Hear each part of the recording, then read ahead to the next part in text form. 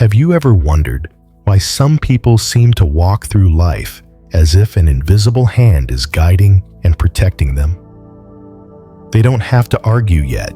Their presence alone calms a crowd. They escape dangers that seem certain, as if fate quietly moved them out of harm's way. Strangers trust them enough to share their deepest secrets. Losses come and go, but somehow those losses protect them from something far worse. Opportunities arrive without being chased. Wounds, both in body and heart, heal faster than in others. And strangely, children, the elderly, and animals are drawn to them, finding safety in their presence. Is that luck? Or is it a sign of something deeper? The ripening of good karma and the quiet protection of unseen forces. Let's explore and see if these signs are showing up in your own life. 1. Receiving opportunities without seeking them. Sometimes you notice something unusual. While others knock on countless doors, send endless requests, and wait patiently for replies, a door opens for you on its own. No noise, no warning, sometimes at a moment you're least prepared. An invitation arrives from someone you never expected. An opportunity appears right in front of you, as if it had been waiting for you all along. Others may call it luck, but if you look closely, you'll see nothing is truly random. In Buddhism, cause and effect is the thread running through all things. The seeds you've planted through thought, speech, and action never disappear. They quietly take root in the soil of time, waiting for the right conditions to bloom. When opportunities find you without you chasing them, they are often the ripe fruit of good seeds sown long ago. Maybe last year, 10 years ago, or even in a lifetime you no longer remember. You might think, but I didn't do anything big. And that's the beauty of it. Sometimes the smallest acts create the greatest conditions. A kind word to someone in despair, a helping hand with no expectation of return, staying silent instead of striking back when misunderstood. Each of these moments is like a drop of rain soaking into the earth, eventually blooming into a flower right at your doorstep. The Dhammapada says, if a person speaks or acts with a pure mind, happiness follows like a shadow that never leaves. The opportunities you receive today are that shadow, not chasing you, but walking alongside, waiting for the right moment to appear. And when they come this way, they feel just right. They don't force you to betray your values or sacrifice the deepest parts of yourself. They fit as if tailored for the path you're already on, because in truth, they've been woven from the threads of past causes you've already set in motion. But don't mistake this for just sitting and waiting. The difference is this: you still live fully. Do what needs to be done. Keep your heart inclined toward goodness, but you're not imprisoned by the fear of, what if I never get it? When the heart isn't closed off by fear, life finally has space to bring its gifts. Think back.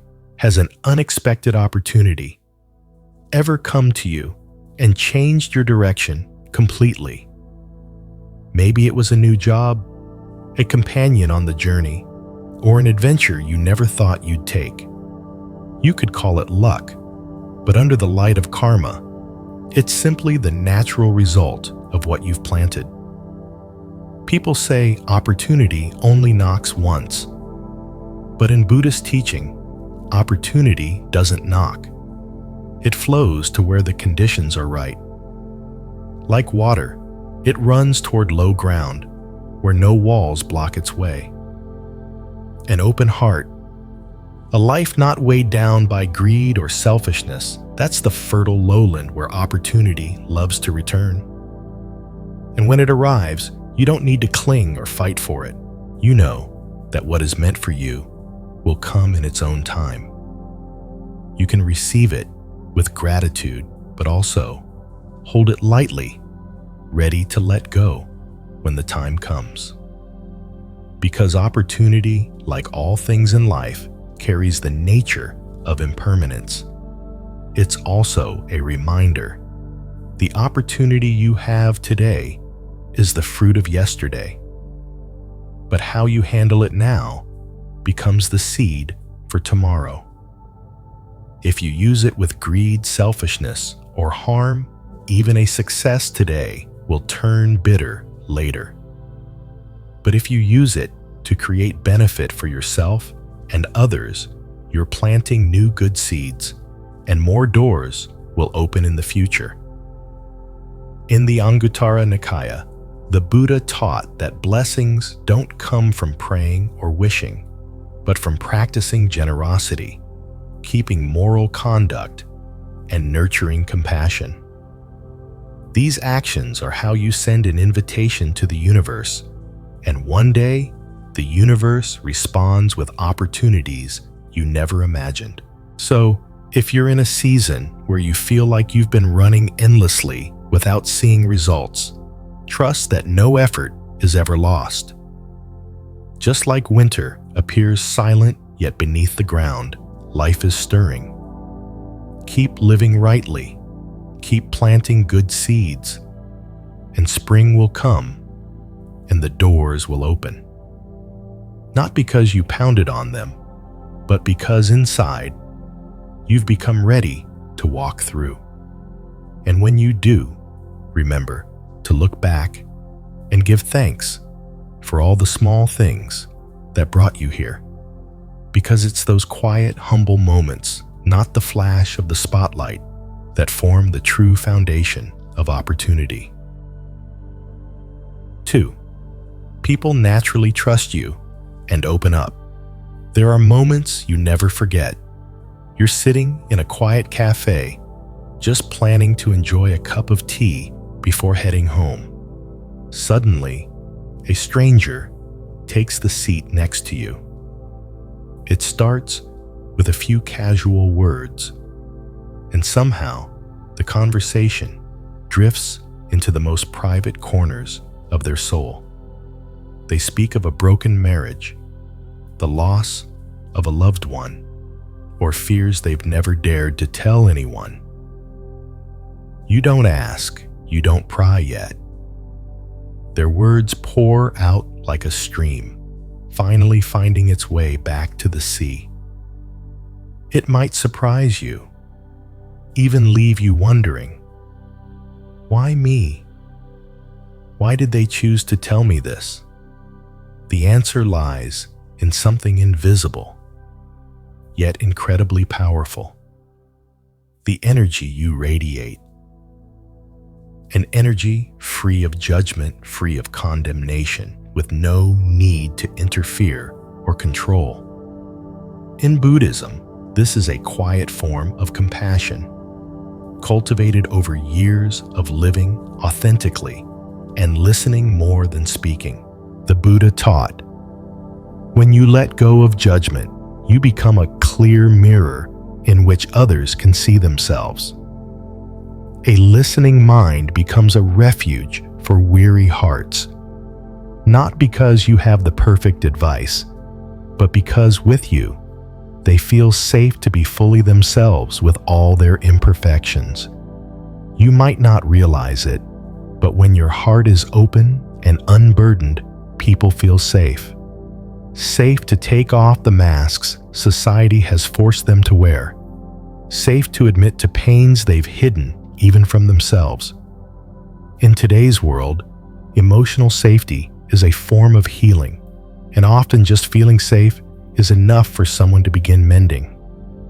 Think back to a time when you were going through something hard and someone simply sat with you. They didn't need to fix it. They didn't stare at you with judgment. How much lighter did you feel afterward? That kind of presence is rare, and when someone senses that you are one of the few who can offer it, they naturally trust you and open their heart. This presence doesn't happen by accident. It's built through small, repeated choices over time, choosing to listen instead of interrupt, to understand instead of condemn, to remain silent instead of speaking words that wound. Each choice plants a seed. Over time, through the law of cause and effect, those seeds grow into a tree whose shade others can rest under. A Zen master once said, "When you listen with your whole heart, you are repaying the debt of love you once received." We've all been in a place where we needed someone to hear us.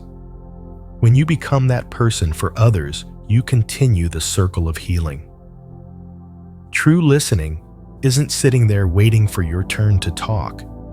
It's letting go of the need to prove something, releasing the urge to offer an instant answer. It's allowing someone's story to exist fully without trying to shape it to fit your own frame. In Buddhist terms, this is the mind of non-abiding, not clinging to right or wrong, winning or losing, praise or blame. When your mind doesn't attach to those labels, you become an empty vessel, ready to receive water from many sources. And because the vessel is empty, the water that pours in isn't muddied by your own biases. Sometimes you'll hear heavy stories, dark secrets, and you may not know what to do with them. But trust that the very act of being chosen as their listener is already part of their healing. As the Buddha said in the Samyutta Nikaya 1, who finds a listener has already found half the path to freedom from suffering. So when someone comes to you and opens up, see it not as a burden, but as confirmation. You have created a rare safe space in this noisy world. A place where people don't fear suspicious glances, don't fear being cut off mid-story, and don't fear being judged. And if you wonder how to keep this gift alive, the answer is simple. Keep living with a non-judging heart. Not only in deep, meaningful conversations, but also in small daily moments when someone makes a mistake, when a coworker is slow, when a loved one acts in a way you didn't expect. Each time you choose compassion over criticism, you lay another brick in the house of peace others can come home to. In the end, people won't remember every word you've said, but they will remember how they felt in your presence. If they leave feeling lighter, understood, and fully accepted, then you are walking the path of a truly great heart. And a great heart, by the law of the universe, will never be without deep and lasting connections. That's why when someone trusts you enough to share their truth, receive it with gratitude. Not gratitude for the story itself, but for the stillness you've cultivated that made them feel safe. Because in a world this loud, that is a rare blessing both for them and for you. 3. Your words carry comfort and light. There are moments in life when a single sentence can change the course of someone's path. Not long speeches, not advice that tries to push or control. Just a few words, light as a passing breeze, yet they reach the deepest parts of the heart. Have you ever experienced that? When someone with a calm voice and eyes full of understanding says something that feels like waking up from a long dream. If this often happens with you, if people find relief and clarity in what you say, it's no accident. It's a sign of a mind refined over time and a heart that has learned to love without conditions. In Buddhism, This is the fruit of right speech words that are timely, truthful, and beneficial. You might not see yourself as a good talker. In fact, it's because you're not trying to impress anyone that your words carry weight. They don't come from a need for praise, but from a genuine wish to ease someone's suffering. That's why they're not just sounds in the ear, they're seeds planted in the heart. Imagine someone standing at a dark crossroads, confused, afraid, not knowing which way to turn. You don't grab their hand and drag them. You simply hold up a small lamp so they can see for themselves. Your words are like that lamp, not forcing, not controlling, but gently showing the way. The Buddha once said, "A statement that is truthful, timely, and beneficial is more precious than a pearl." It doesn't mean you must always find the perfect words. It means when your heart rests in compassion and wisdom, your words naturally carry healing. Sometimes your comfort is so simple, it surprises the other person. A quiet, "I believe you'll get through this," can pull them back from the edge. A gentle, "It's okay to let yourself rest," can untie a knot they've held for too long. The power isn't in complexity, it's in the sincerity and stillness behind every word. But how do words become light for others? It's about the life you live before you ever speak. If your heart is full of judgment, even sweet words carry bitterness. If your heart has known suffering and learned to let go, your words carry the taste of understanding. Like fresh water, flowing only from a pure source, healing words flow only from an open heart. You may not see the effect right away. They might just smile, nod, and stay silent. But the seed is there, and days, months, or even years later, in a moment of need, those words return like a soft reminder in their mind. People whose words carry light are often great listeners first. They don't rush in with solutions before truly understanding. They don't speak just to fill the silence. They let the other person feel seen and accepted before offering a thought. Like a potter, waiting until the clay is soft enough to shape, they wait until the heart is open enough to receive. And don't think only big life crises need comfort. Life is full of small, unspoken bruises, a tiring workday, a minor misunderstanding, a quiet worry with no name.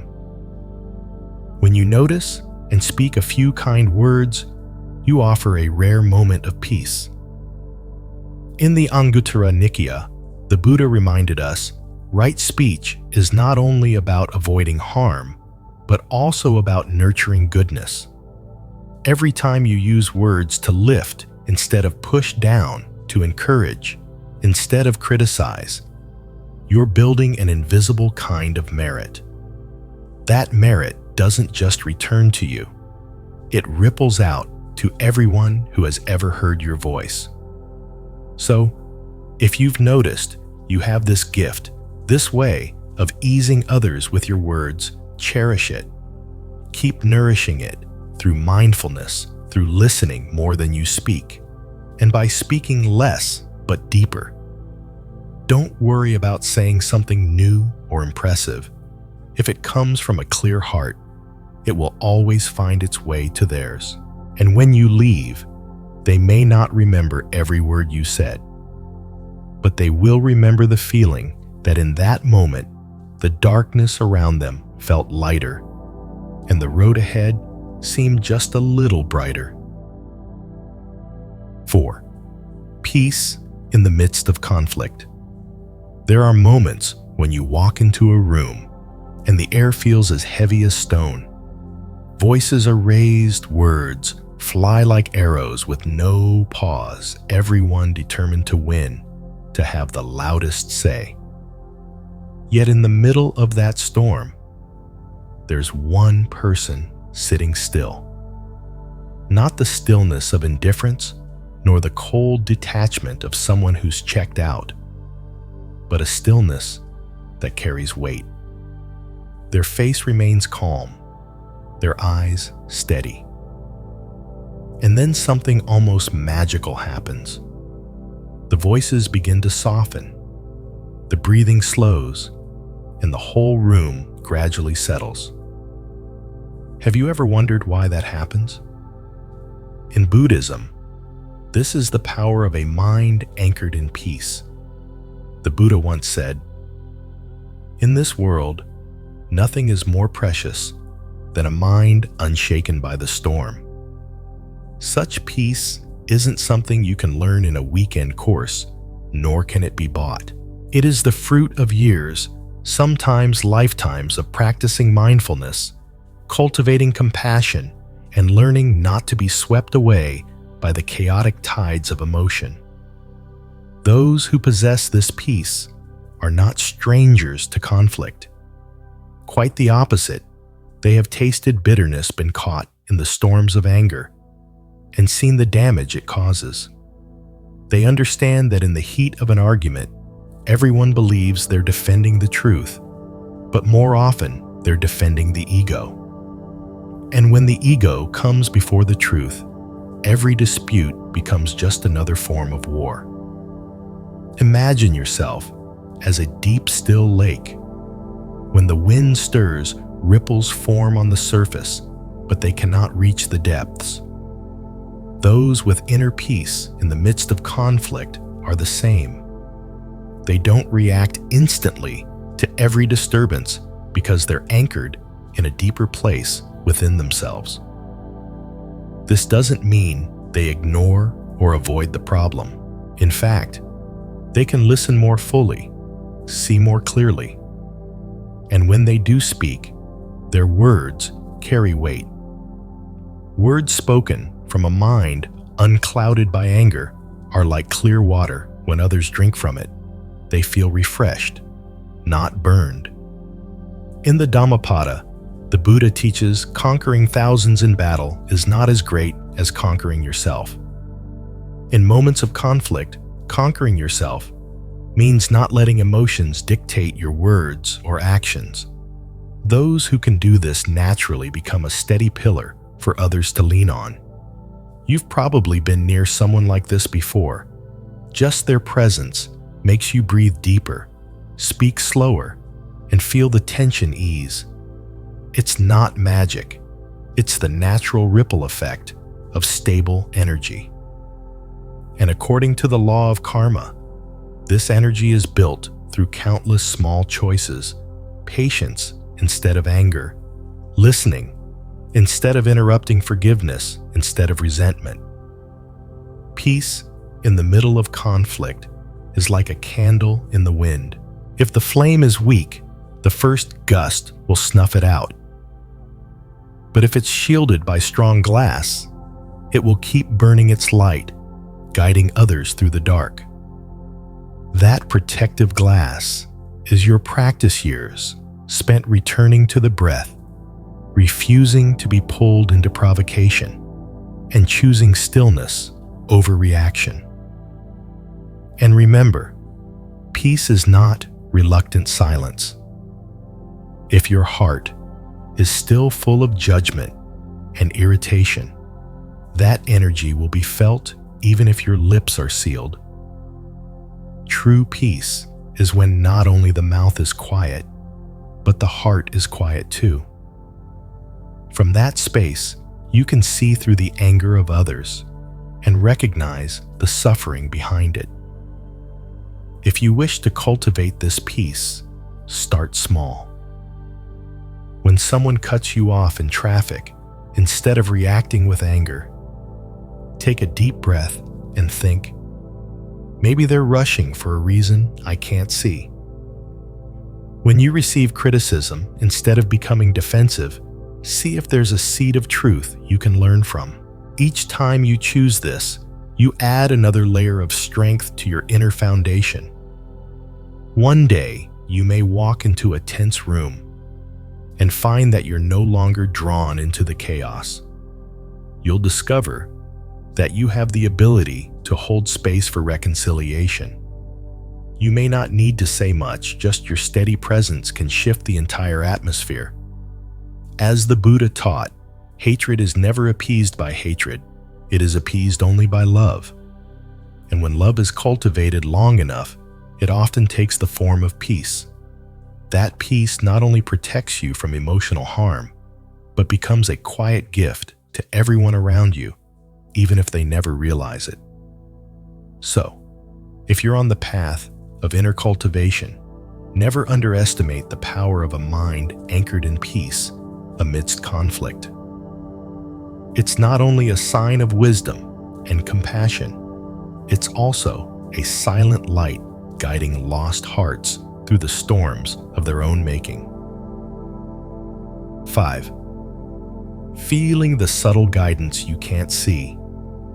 There are moments in life when you find yourself standing at a crossroads, unsure which way to go. No map, no signposts, no clear advice from anyone.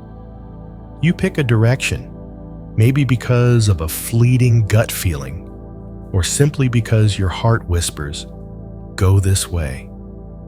Years later, you look back and realize that was the very path that led you to peace. The strange thing is, in that moment, you didn't know you were doing the right thing. You might have felt nervous, uncertain, maybe even a little reckless. And yet deep down, there was something, a gentle push, like a soft breeze, guiding your boat into the right current. In Buddhism, this isn't called luck or random chance. It's the harmony between your mind and the greater flow of causes and conditions, what we call karma and interconnectedness. The Buddha taught that every meeting, every choice, every step arises from countless interwoven causes. When your mind is still, you can sense that flow, just as a skilled musician hears the hidden rhythm of a song. Have you ever felt, "I don't know why, but I'm certain I have to do this"? Maybe it was deciding to move to a new place, leave a job, or begin a relationship. Logic hadn't yet calculated all the risks, but your heart had already spoken. Later, you realize if you hadn't followed that whisper, you would have missed a chapter of your life that brought unexpected peace. Karmic guidance doesn't pull you like an obvious hand. It's more subtle. It's like walking in a forest. The whole path doesn't appear at once, only a few steps ahead, just enough for you to keep going. Each choice you make is like placing a stone across a stream, and somehow, more stones appear right when you need them. The Buddha said, "The mind precedes all things. It shapes and directs them." When your mind isn't clouded by greed, anger, or delusion, it becomes sensitive, attuned to life's subtle guidance. Decisions that might seem spontaneous on the surface often fit perfectly into the path you were meant to walk. Of course, this guidance doesn't always lead you into calm, easy waters. Sometimes, it steers you straight into challenges. But in hindsight, those challenges become the very bridges you needed to cross. Even the detours, the moments you once labeled mistakes, can become essential steps toward a deeper peace. So, how do you feel this invisible guidance? In Buddhist practice, it begins with stopping. In our noisy world, the mind is constantly pulled by external chaos and internal worry. When you pause, breathe, and truly listen, you start to notice small but clear signals. A warmth, when you think of one choice, or a heaviness when you consider another that goes against the flow. The Buddha also spoke of right thought thinking, not rooted in selfishness or fear. When your mind is in this space, favorable conditions naturally align with you. It's like a boat, resting its oars, staying balanced, letting wind and water carry it in the right direction. Pay attention, and you'll notice those almost magical moments in your life, meeting the right person at the exact right time, stumbling upon the information you needed, watching a door open just as you were ready for change. These moments are reminders you're walking with the current, not against it. And when you walk with the current, you stop feeling like you must control everything. You stop obsessing over, is this the absolute right choice? You understand that wherever the path leads, if you keep mindfulness and compassion in your heart, you'll eventually arrive at a place of peace. From a karmic perspective, this subtle guidance is the fruit of the good seeds you've planted moments when you chose kindness over cruelty, patience over anger, forgiveness over revenge. Those small choices weave a strong net of causes and conditions that can hold you when you're walking through the fog. So, next time you're at a crossroads and unsure of your direction, take a moment to turn inward. Ask yourself, which choice makes my heart feel lighter? Often, the answer has been waiting there all along, just waiting for you to be still enough to hear it. And when you do hear it, step forward with trust. Even if you can't see the whole road, know that causes and conditions are quietly guiding each of your steps. As one Zen master said, when you walk with an open heart, every road leads you home. 6. Escaping a danger that seemed certain. There are moments in life you never forget, because if things had been just a little different, if you had taken half a step the other way, your story could have turned out completely differently. You leave a road just minutes before an accident happens. You change your mind about joining a trip, and later hear that the trip ran into trouble. Or maybe you're delayed a few minutes searching for your keys, only to realize later that delay kept you out of harm's way. To others, this might look like pure luck. But through the lens of Buddhism, it's not just chance. The Buddha taught, what we plant, we harvest. No one escapes the law of cause and effect. When you've lived through many years, even many lifetimes, with kindness in your heart, without harming others, keeping moral discipline and cultivating compassion, you create a different rhythm for your life. And that rhythm simply doesn't match the footsteps that lead toward disaster. Think of yourself as a small boat on the open sea.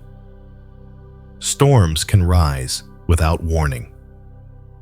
But because you've learned to set your sails wisely and listen to the currents, your boat often drifts away from the storm's center, following a different course. It's not that storms don't exist. It's that you've stopped steering directly into them. Many people think being protected means never facing difficulty. But in its deeper meaning, protection is about being led away from unnecessary harm so you can save your strength for the challenges that are meant to help you grow. You'll still meet waves, but not the ones big enough to sink you. The Dhammapada says, the wise are like the earth unshaken by praise or blame, like a solid mountain unmoved by the wind. When your mind is steady and good-hearted, you become like soil, where seeds of disaster rarely take root. This isn't magic, it's the natural resonance of cause and effect. You may have felt this strange sensation before danger was close, but somehow there was an invisible buffer keeping it from touching you. Maybe you decided to take a longer route for no clear reason, or a sudden change of plans happened at the last minute. Only later, upon hearing what happened on the original path, you shiver, knowing that without that change, you might have been in the heart of the storm.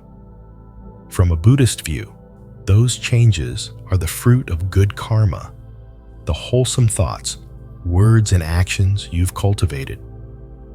They form an unseen net that catches you at fragile moments, not to give you a life free of suffering, but to give you more chances to live, to learn, and to complete the work your soul came here to do. That said, avoiding danger doesn't mean you're immune to all harm. Life is impermanent, but each time you walk away from a situation where danger seemed unavoidable, take it as a reminder. The path you're on, though it twists and turns, is still lit by the good causes you've planted. And instead of growing complacent with this protection, Buddhism teaches that gratitude should fuel even more right living. Good karma is like the oil in a lamp. If you keep adding oil with kindness, compassion, and mindfulness, its light will keep showing you the way. But neglect the oil, and the light will fade, allowing darkness to creep back in. Think back to a time you escaped something. Not to boast, but to feel deeply the fragility of life and the value of every breath you still have.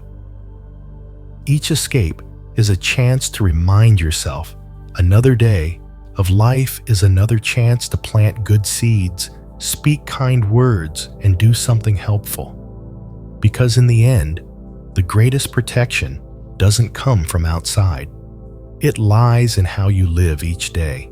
When you choose not to plant harm, you quietly step off the path where danger often walks. When you plant love, you create the gentle winds that carry you away from the storm. And perhaps one day, you will be that gentle wind helping someone else steer clear of their own storm. For as the Buddha said, the greatest victory is to help another avoid suffering. Maybe that is the truest meaning of being saved from danger, to become a safe harbor for someone else when their skies turn dark. 7. Losing what would have destroyed you. There are losses that when they first happen, feel like your entire world has collapsed. A job you've poured years into slips away. A large sum of money you've saved for so long suddenly disappears. A relationship that once felt like the center of your life falls apart. In those moments, the pain floods every corner of your mind. You can't help but ask, why me? But then, time passes. And with enough distance, an unexpected truth emerges. What you lost back then was something that would have destroyed you had you kept it. That job, had you stayed a few more years, might have drained your health. That money, had it remained in your hands, might have led you into a terrible decision. That relationship, if it hadn't ended, might have slowly eroded your trust and self-worth. In Buddhism, this isn't bad luck or punishment from above. It's a quiet form of protection, born from good karma. The Buddha once taught, when a door closes, it's not life rejecting you. It's life seeing something you cannot yet see. We often cling to things out of habit, fear of change, or because we've tied them to our sense of security. But not everything familiar is healthy, and not everything that leaves is a true loss. Imagine swimming while clutching a heavy rock. At first, you believe it's keeping you afloat, but as the water rises, you begin to sink. If someone were to rip it from your hands, you might react with anger, confusion, even resentment. Only after breaking the surface and taking a deep breath would you realize letting go of that rock is what saved you. This doesn't mean loss ever feels easy. Heartbreak, disappointment, and grief are real, and they take time to heal. But if you can keep an open heart, you'll start to see that what leaves your life often no longer fits the path you're meant to walk. Sometimes a departure is simply making space. If your hands are full, you can't receive what's meant for you. A better job, a healthier relationship, a simpler and more peaceful way of living all require room to arrive. And that space often comes only when something old is forced to leave. The Buddha's wisdom reminds us letting go is not loss. Letting go is making room for what can come. Through this lens, loss is not a period at the end of your story, but a comma, a pause before a new chapter begins. Of course, some losses only reveal their meaning years later. You may have to endure long nights of restlessness, heavy mornings, and countless moments facing emptiness before you can finally say, "Thank you for leaving." But the moment you can say those words, you've stepped out of resentment and into clarity. From the perspective of cause and effect, when something that would have harmed you falls away, it's the result of the good seeds you've planted. Maybe you forgave instead of retaliating. Maybe you chose honesty over deceit. Maybe you helped someone without expecting anything in return. Each of those seeds has built a quiet shield, not to block every hardship, but to separate you from the forces that could destroy your foundation. So the next time something leaves, instead of asking, "Why did it go?" try asking, "What could this be making room for?" The answer may not come right away, but when it does, it often arrives with a deep sense of relief and gratitude. Life, like a river, is always moving. Clinging to something that's run its course is like holding on to a rotten log. It's heavy and it can pull you under. But if you let it drift away, you'll find yourself lighter, and sometimes you'll be carried into fresher, gentler waters. And perhaps the deepest truth of these losses is this: they remind you that you can live without clinging to anything absolutely. When you truly see that you are free, and that freedom, peaceful, clear, and without fear, is the most precious gift life can ever give you. 8. Healing faster than others. Some wounds take years to heal for most people, but for you, they seem to close sooner. Not because you've never felt pain, and not because you're stronger than anyone else. The truth is, you've fallen before. You've cried until there were no tears left. But there's one difference: you don't stay in the pain forever. You know when it's time to get back up. In Buddhism, this isn't about being tough or cold. It's the result of the energy of forgiveness and letting go, two qualities that lighten the heart so much that pain can't keep you chained for long. The Buddha once said, "Holding on to anger is like grasping a hot coal with the intent of throwing it at someone else. You are the one who gets burned first." You understand that holding on to resentment, regret, or self-blame only slows down the healing. Forgiveness doesn't mean saying it's fine. Forgiveness means looking the wound straight in the eye, acknowledging that it happened, but refusing to let it control you anymore. You know that forgiveness is first and foremost an act of setting yourself free from the weight of memory. And once the heart is unbound, the mind and body finally have the space to heal. Letting go works the same way. Some people cling to endless why questions. Why did this happen? Why did they treat me that way? Why didn't I do something different?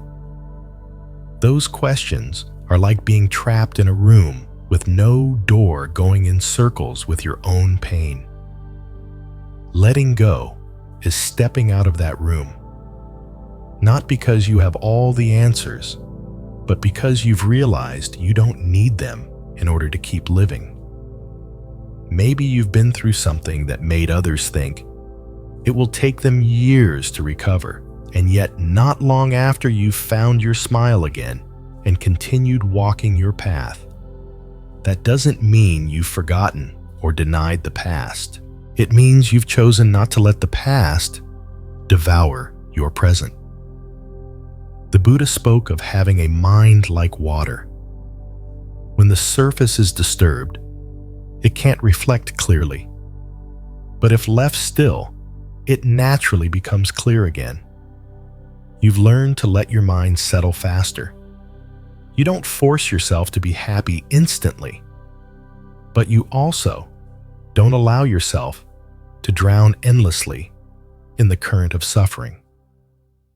This doesn't just help you heal faster, it turns you into a source of inspiration for others. They see you someone who has known pain and still managed to rise, and they believe they can too. In that way, your healing becomes a quiet medicine for those still lying by the roadside. From the perspective of cause and effect, this ability doesn't appear out of nowhere. It's been nurtured by years of choices, choosing not to strike back when hurt, choosing to understand, instead of judge, choosing compassion over cruelty. Each choice has made your heart more flexible, like a tree that bends with the wind rather than breaking. And perhaps the most important thing, you don't see suffering as the enemy. You see it as a teacher, a stern but fair teacher. Every time you fall and rise again, you learn something new about your limits, about your hidden strength, and about the value of what you still have. Healing faster than others isn't a race. It's a way of living. It's choosing to keep moving toward the light, even when some shadows still linger behind you. And as you walk forward, carrying the lightness of forgiveness and the freedom of letting go, you're not just healing yourself, you're leaving signs along the way for others, letting them know, at the end of this road, there is always a way out. Children, animals, and the elderly are drawn to you. Have you ever noticed how some people can walk into a room and instantly light it up without saying a word? A baby's face softens into a smile. A cat or dog wanders over, curling up at their feet. An elderly person's eyes brighten with warmth. They're not doing anything special. They're not trying to impress anyone. Somehow, their very presence makes the most sensitive souls feel safe. In Buddhism, this isn't just a coincidence or good chemistry. It's the resonance of energy. Children, animals, and the elderly share something rare they see with their hearts. Children haven't learned suspicion yet. They feel energy before they understand words. Animals aren't fooled by what you say. They respond to the vibration in your heart. And the elderly, after a lifetime of joy, sorrow, and everything in between, return to a kind of simple clarity They know what a peaceful heart looks like. When all three are naturally drawn to you, it's a sign you carry harmlessness and purity within you. Not purity because you've never failed or stumbled, but because you've shed so many layers of anger, selfishness, and pretense. The Buddha taught one who holds a harmless heart causing harm to no one in thought, word, or deed sleeps in peace, wakes in peace, and lives in peace. Such a person radiates a quiet safety that even the smallest creatures recognize. Think of a toddler learning to walk. They don't know your story, but if your heart is light and your eyes carry no threat, they'll smile and reach out. A dog or cat feels the same. If you walk in with calmness and kindness, they'll come close. Older people have an even sharper sense for this. They've lived long enough to know words can deceive, but energy never lies. They're not swayed by appearances. They feel your spirit. When they trust you, it's the fruit of a life you've lived with sincerity, kindness, and without hidden malice. This kind of presence can't be faked with forced smiles or carefully staged gestures. It comes from inner cultivation. Each time you choose compassion over cruelty, listening over judging, forgiveness over resentment, you're washing away the heavy energy that burdens the heart. Bit by bit, you become a place where others and even animals feel safe. Buddhist texts tell stories of the Buddha and his disciples sitting under trees, surrounded by birds and resting deer. Not because they tamed them, but because the animals sensed no threat, only peace. You don't have to be enlightened to create that same feeling. All it takes is living each day with less harm, fewer sharp words, fewer envious thoughts, fewer selfish actions. Over time, your energy grows lighter, clearer. One day, you might notice the neighborhood kids are no longer shy around you. The stray cat now naps by your door. An elderly stranger at the park greets you with a familiar smile. That's not random, that's trust responding to harmlessness. It's a quiet reminder the world reflects the energy you carry. When you hold a harmless heart, the world meets you with openness. Surrounded by innocence and hearts at peace, your own life feels lighter, richer in meaning. You may never fully know what you've done to deserve that trust. But each time a child smiles at you, an animal comes closer, or an elder holds your hand a little longer, remember, it's a sign you're on the right path, and keep going, because as the Buddha taught, a loving heart is a safe home for all beings. 10. A heart that serves and gives. Some people, no matter where they are, always seem to find a way to help someone. They don't wait to be asked. They don't seek praise. They don't post it online for recognition. When they see someone struggling, their hands naturally reach out. When they hear someone in need, their hearts open without hesitation. They don't wait until they have enough to give, nor do they measure what they might get in return. This is the heart turned toward service, a quiet, steady energy that can touch people deeply. The Buddha once said, "One who lives for the benefit of others also creates benefit for themselves." It might sound like a paradox, but the more you live, the more you'll see its truth. Helping someone doesn't just change their situation, it changes you. Every act of kindness is like a drop of water falling into a still pond, creating ripples. The first ripple is the relief in the one you've helped. The next ripple is the peace inside you, knowing you've acted in alignment with your deepest values. and the ripples keep moving outward. Someone helped today may help another tomorrow. In Buddhism, generosity. Dana is one of the most important practices. Giving isn't only about money. It's offering your time, your listening, your smile, your forgiveness. Sometimes, a well-timed word of comfort is worth more than an expensive gift. When your heart leans toward service, you start noticing opportunities to give everywhere. You hold the door for someone carrying something heavy. You listen without interrupting when someone is sad. You correct a mistake with compassion instead of harsh criticism. Each of these small actions lays the foundation for good karma, strong, steady, and lasting.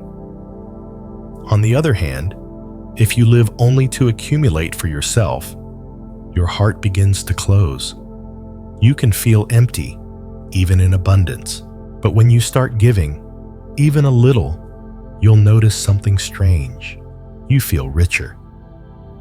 As the Buddha said, one who knows contentment is truly rich, and a heart that knows how to give is a heart that knows contentment.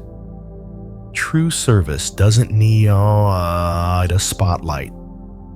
Often, the most precious acts are the ones no one sees, helping a stranger without leaving your name, quietly delivering food to a struggling family, praying for someone who's ill without them ever knowing.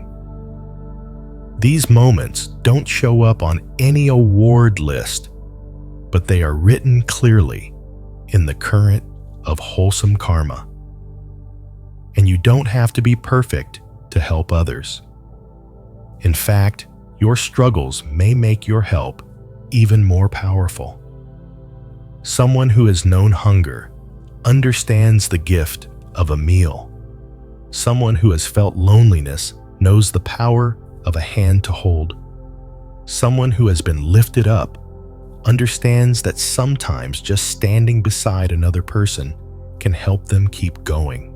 The world is full of promises, but it needs more real hands reaching out. When your heart is set on serving, you don't need a grand reason to do good. Just a moment, an opportunity, and the decision, I won't look away. One day, when you look back, you'll see that you've planted countless seeds, not to boast, but to realize they've been quietly growing in the hearts of others and in your own. This is the kind of wealth no one can take away. The Buddha said, "Live like a candle, burning yourself to give light to others." When you choose to serve and to give, you not only light someone else's path, you illuminate your own. And that light, once lit from compassion, will never go out. Life is a journey for all of us to live more gently, to love more deeply, and to release what no longer serves our soul. Every joy and every sorrow is a seed for wisdom and compassion. When you treasure each moment, give without calculation, and live with an open heart, you create a current of goodness that flows farther than you can see. If these words resonate with you, I invite you to walk this path with us, planting seeds of awakening together. Subscribe to Buddhism Seeds so we can continue to grow peace and wisdom each day. Don't forget to like this video, share it with someone who needs it, and leave a comment below with your thoughts. Your story, your reflection might be the seed that blossoms in someone else's heart.